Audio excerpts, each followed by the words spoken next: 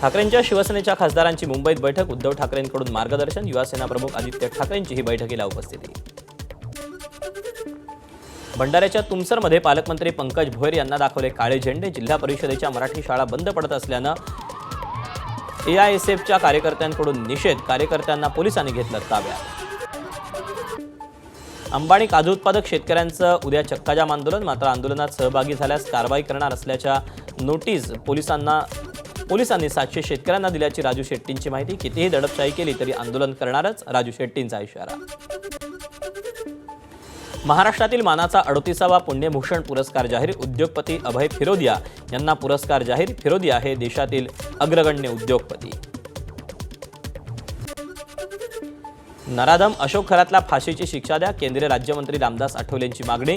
मी अशा कोणत्याही बाबांकडे जात नाही, तसंच पीडित महिलांनी न घाबरता तक्रार देण्याचंही रामदास आठवलेंकडून आवाहन।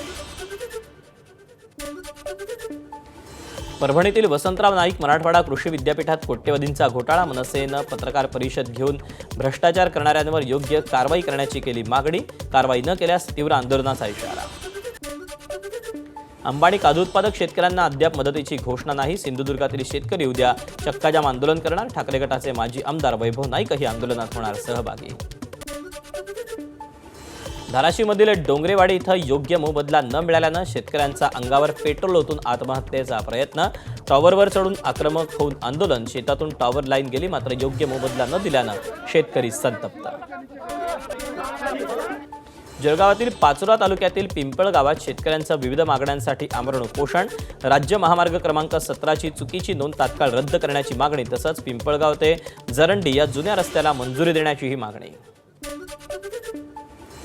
भिवंडीत सोमवारी 24 तास पाणी कपात, देखभाल आणि दुरुस्तीच्या कामासाठी पाणी पुरवठा बंद राहणार, नागरिकांना पाणी जपून वापरण्याचं आवाहन।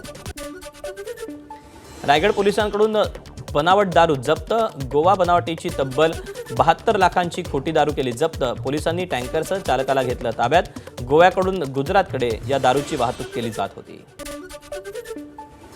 राजस्थानमधील उदयपूरमध्ये गंगोर उत्सव आनंदात साजरा, गंगोर घाटावर पारंपरिक पद्धतीनं उत्सव साजरा, महिलांचा पारंपरिक वेशभूषेत सहभाग, जहाजात बसून महिलांकडून प्रार्थना।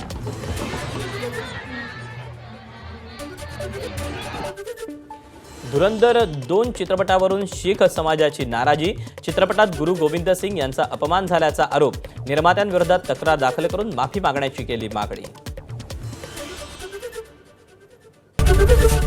एबीपी माझा, उघडा डोळे बघा नीट।